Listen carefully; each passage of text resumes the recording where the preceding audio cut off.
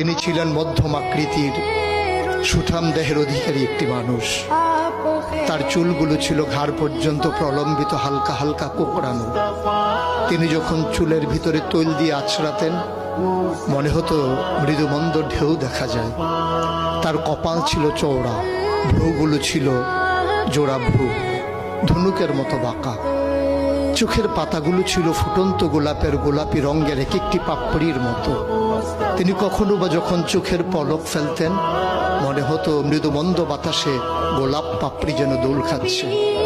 তার চোখের সাদা অংশ ছিল রক্তিমাভ সাদা, কালো অংশ ছিল কৃষ্ণ কালো।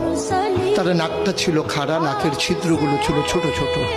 নাকের নিচে ছিল সরু চিকন গোঁফ, গোঁফের নিচেই সেই গোলাপি রঙের ঠোঁট।